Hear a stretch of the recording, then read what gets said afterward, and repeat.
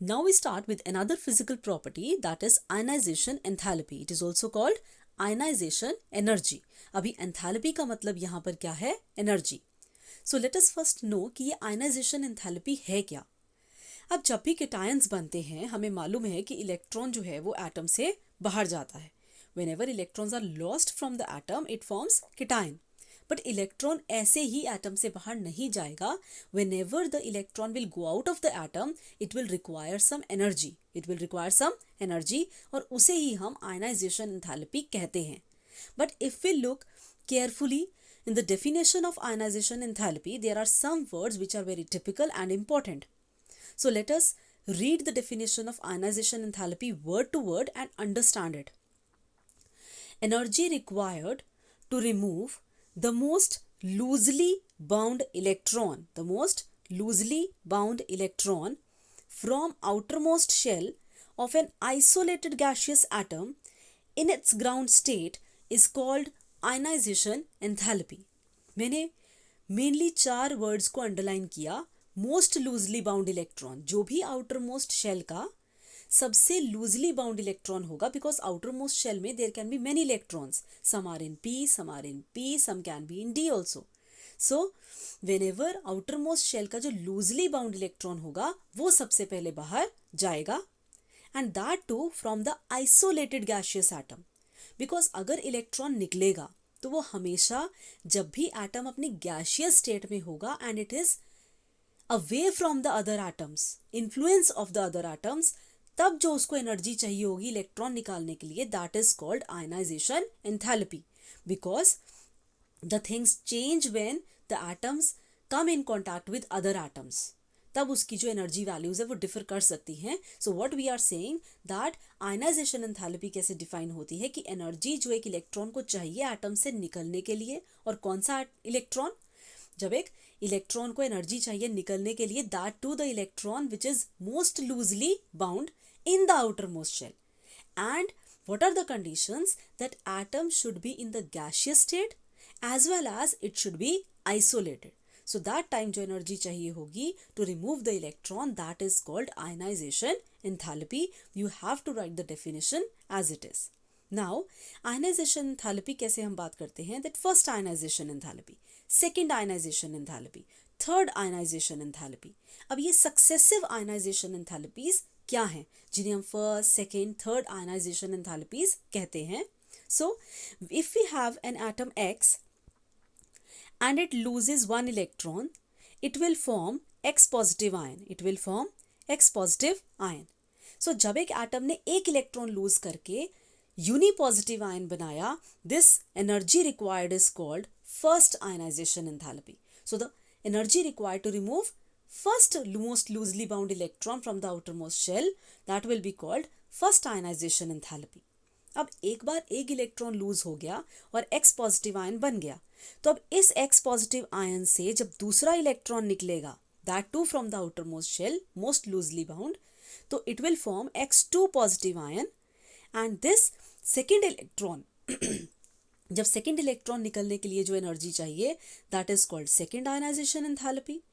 And similarly जब X2 positive ion बन गया, अब उसने जब थर्ड इलेक्ट्रॉन लूज करके X3 पॉजिटिव आयन बनाना है, देन जो एनर्जी चाहिए that is called third ionisation enthalpy. So we can successively talk about fourth ionisation enthalpy, fifth ionisation enthalpy and so on, though that is not much studied in the chapters. So we are talking about the successive ionization enthalpies, or first, second, third and so on ionization enthalpies. And you must also know that when we measure ionization enthalpy, we measure it that how much energy की units क्या हैं? kilojoules. और हम per mole निकालते हैं कि एक mole of atoms को electron निकालने के लिए कितने energy चाहिए in kilojoules. So kilojoules per mole is the units, or how we measure the ionization enthalpy. We measure it in kilojoules per mole, right? So now let us see some more features about ionization enthalpy. Very important thing is that ionization enthalpy is always positive. Ionization enthalpy is always positive, because it is the energy required. तो जब भी energy चाहिए होगी atom को, it will be given to the atom, and whenever energy is given to the atom it is positive. So ionization enthalpy is always positive. So next very important thing is that ionization enthalpy is inversely proportional to the size of atom. अब ये तो obvious है कि अगर atom का size छोटा होगा, उसका आउटर मोस्ट शेल न्यूक्लियस के ज़्यादा पास होगा जहाँ से इलेक्ट्रॉन निकलना है, और वो निकालना मुश्किल होगा. अगर इलेक्ट्रॉन को आउटर मोस्ट शेल से निकालना मुश्किल है तो उसकी आयनाइजेशन एंथैल्पी क्या होगी? हाई होगी. So smaller the atom, more it is under the influence of what? The outermost electron. More it is in the influence of nuclear charge, and it will be difficult to remove that electron. So ionization enthalpy will be high. So ionization enthalpy is inversely proportional to size of atom. The smaller atoms have high ionization enthalpy and larger atoms have low ionization enthalpy.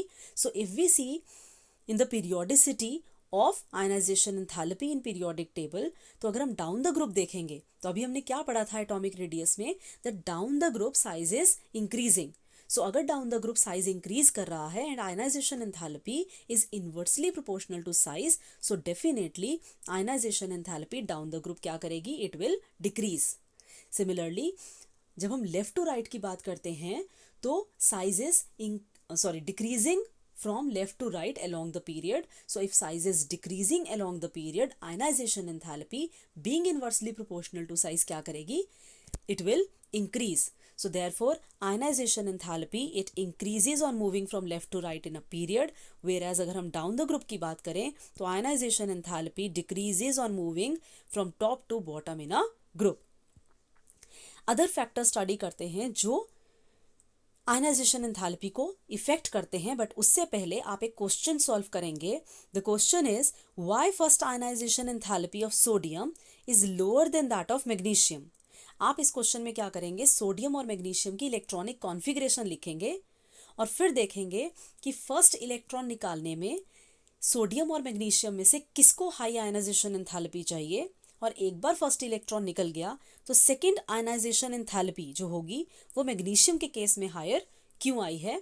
So this question you will solve, try to solve. So now let us study some more factors on which the ionization enthalpy depend.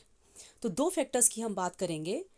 एक चीज़ जो ध्यान में रखनी है कि जब हम outer most shell से इलेक्ट्रॉन को निकाल रहे हैं तो इलेक्ट्रॉन एस शेल में सब शेल में हो सकता है, पी में भी हो सकता है. So when we consider the same principal quantum number, means अगर हम सेम आउटर मोस्ट शेल की बात कर रहे हैं तो जो एस इलेक्ट्रॉन होगा it is attracted to the nucleus more than the P electron. Means अगर एस ऑर्बिटल में इलेक्ट्रॉन होगा उसको पी के कंपेरेटिवली निकालना मुश्किल होगा. तो अगर हमारे पास ऑप्शन है तो इलेक्ट्रॉन किस में से पहले निकलेगा? p ऑर्बिटल में से पहले निकलेगा as compare to s. Another thing is that it is difficult to remove the electrons from exactly half filled and fully filled subshells. जैसे कि नोबल गैसेज में होते हैं, फुली फिल्ड उनकी जो इलेक्ट्रॉनिक कॉन्फ़िगरेशन होती है, उनका जो p सबशेल और s subshell outer most shell का है वो कम्प्लीटली फिल होता है, तो उनमें से इलेक्ट्रॉन्स को निकालना मुश्किल है. तो अगर इलेक्ट्रॉन को निकालना मुश्किल है तो ऑब्वियसली उनकी आयनाइजेशन एंथैल्पीज क्या होंगी?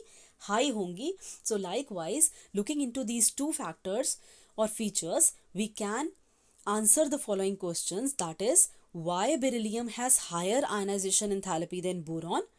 This has the answer in the first point. And the second question is why oxygen has lower ionization enthalpy than nitrogen and fluorine. And इसका जो आंसर है वो second point में lie करता है. You will attempt the question and we will discuss these two questions in the next lecture. So for now try these questions and do them in your notebooks. Thank you.